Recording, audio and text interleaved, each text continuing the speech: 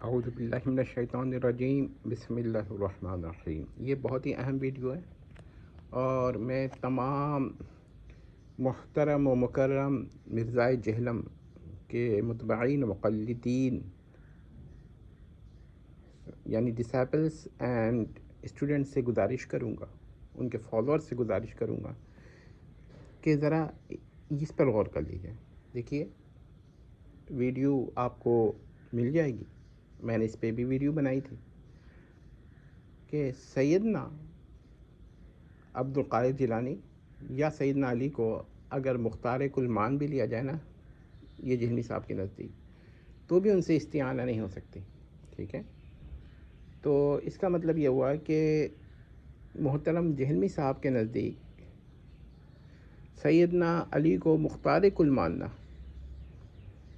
یعنی مولا علی کو، اصل میں نے سیدنا ان کا بھی ذکر کیا ہے، عبد القادر جیلانی کا، کیونکہ عام طور پہ کرتے ہیں، لیکن اصل بحث سیدنا علی پر ہے کہ سیدنا علی رضی اللہ تعالیٰ عنہ کے بارے میں وہ کہتے ہیں کہ مولا علی کو آپ مختار کل مان بھی لیں تو بھی ان سے استعانہ نہیں ہوگی۔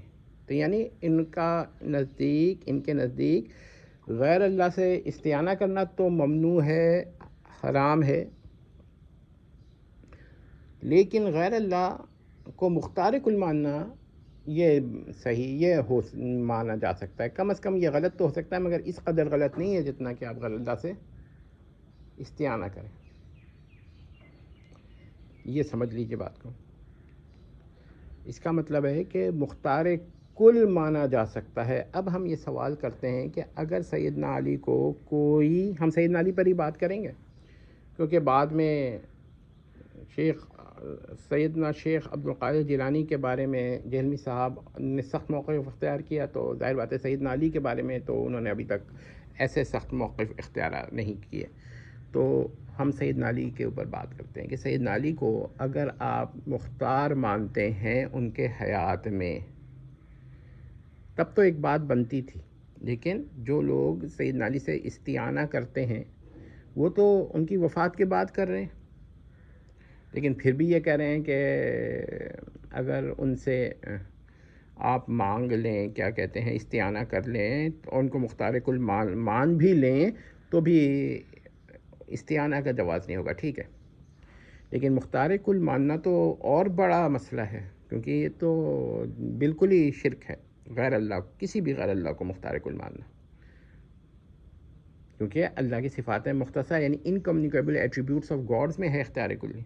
انشاءاللہ اس پہ بھی کبھی ویڈیو بنائیں گے کہ بانس بریلوی حضرات کتنے اقسام کے اختیار کلی کے عقائد رکھتے ہیں، مختلف لوگ مختلف رکھتے ہیں، لیکن بہرحال تو یہ کہتے ہیں کہ اگر آپ سیدنا علی کو مختار کل مان لیجئے تو بھی ان کو کیا کہتے ہیں، ان سے استعانہ جائز نہیں۔ تو یہ اگر میں پوچھتا ہوں کہ زیادہ جہلمی صاحب کے نزدیک یہ غلط ہو سکتا ہے کہ سیدنا علی مختار کل ہیں، یہ عقیدہ غلط ہو سکتا ہے، لیکن اس پہ یہ کفر و شرک کا فتویٰ نہیں دے رہے، ٹھیک ہے نا؟ نہ کفر کا دے رہے نہ شرک کا دے رہے۔ تو اس کا مطلب یہ ہوا کہ اگر کوئی اس کا عقیدہ رکھتا ہے کہ اختیار کلی وہ استعمال کر لیتے ہیں حضرت علی، تو جہلمی صاحب کے نزدیک شرک نہیں ہوگا۔ اب یہ کس طرح کہہ سکتے ہیں کہ عبور سے فیود یہ کفر یا شرک ہے؟ صرف غلط کہہ سکتے ہیں نا۔ اب آپ دیکھیے نا کہ جو لوگ سیدنا علی سے استعانہ کرتے ہیں، ان کو مختار کل اعتقاد کرتے ہیں، وہ ان کے شہادت کے بعد کرتے ہیں، ابھی بھی یہ نہیں، بلکہ ان کے علاوہ وہ سیدنا حسن، سیدنا حسین اور پھر سیدنا حسین سے لے کر ان کے خاندان میں حسن بن علی تک جو بھی جن کو وہ امام مانتے ہیں ان سے استعانہ کرتے ہیں، اور حتیٰ کہ بعد ان کے بیٹے جو ایک تاریخی طور پہ متنازع حقیقت ہے، متنازع چیز ہے، حقیقت ہے کہ نہیں ہے اس پر ہم بحث نہیں کر رہے، تو ان جس کو محمد بن حسن کہتے ہیں ان سے استعانہ کرتے ہیں۔ خیر وہ تو ان کو حیات مانتے ہیں، لیکن اختیار کلی بھی شاید مانتے ہوں۔ تو میں یہ پوچھنا چاہتا ہوں کہ آپ کے نزدیک آپ تو کہہ رہے ہیں کہ اگر سیدنا علی کو مختار کل مان لیا جائے تو بھی استعانہ جائز نہیں، تو کیا اس اختیار کلی ماننا کفر و شرک نہیں ہے کسی بھی غیر اللہ کے لیے بلا تخصیص بلا استثناء؟ اگر آپ کہتے ہیں نہیں ہے تو پھر آپ قبور سے فیوز کو کیوں اتنا سختی سے اس پہ رد کر رہے ہیں؟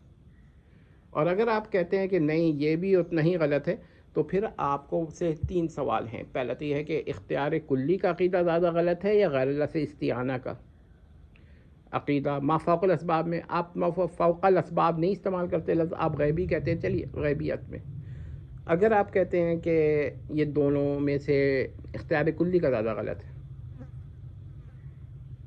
تو پھر اس کا مطلب یہ ہوا کہ آپ نے خود فرق کرنے کے باوجود آپ کہہ رہے ہیں کہ اختیار کلی فرض کر لیا جائے تاکہ وہ شخص یہ تو مان لے کہ اختیار کلی تو ہے ہاں لیکن استعانہ جائز نہیں ہے. اب وہ مدد کریں نہ کریں، امداد کریں نہ کریں اپنے اختیار سے، یہ ان کے اوپر ہے. یعنی کہ وہ اگر ایکشن لیں گے تو بغیر استعانہ کے ہی لیں گے، کوئی عمل کریں گے تو کوئی بغیر استعانہ کے ہی کریں گے.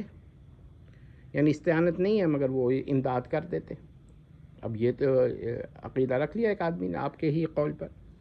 اور اگر آپ کہتے ہیں کہ نہیں غیر اللہ سے استعانہ زیادہ غلط ہے، اختیار کلی کم غلط ہے، تو پھر آپ اس کی تکفیر تو نہیں کر رہے نا دونوں کی. تو پھر آپ علماء دیوبند کے خلاف کیوں استدلال کر رہے ہیں؟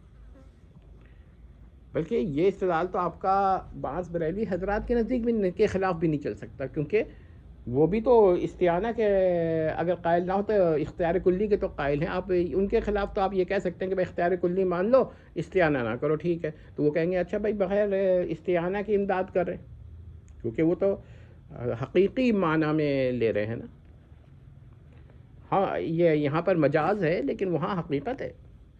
پھر اس کے بعد تیسرا یہ ہے کہ آپ دونوں کو برابر مان رہے ہیں، تو پھر آپ یہ کیوں کہہ رہے ہیں کہ غیر اللہ جو ہے اس سے استعانہ جو ہے وہ جائز تو نہیں ہے لیکن اگرچہ ان کو اختیار مان لیا جاتی ہے. ایسی بات ہے کہ غیر اللہ سے کوئی استعانہ جائز ہے اگرچہ ان کو مختار کل نہ مانا جائے یا اختیار نہ مانا جائے، سرے سے کوئی اختیار ہی نہ مانا جائے. بس ایسے ہی آپ دیکھیں نا کہ اصولی طور پہ غلطی کیا ہے.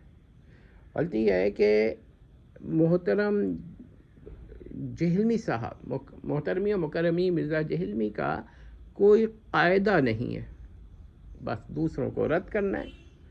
یہی وجہ ہے کہ جب وہ کیا کہتے ہیں کسی کی مخالفت میں آتے ہیں تو کوئی اصول و قاعدہ نہیں ہوتا، بس کوئی اعتراض کر کے آگے بڑھ جاتے ہیں. اب وہ جو دوسرا شخص ہے وہ اس پہ تحقیق کرتا ہے، اس پہ رد کرتا ہے، چاہے وہ غلط کرے صحیح کرے یا جہلمی صاحب کا اعتراض صحیح ہو، اس سے بحث نہیں ہے.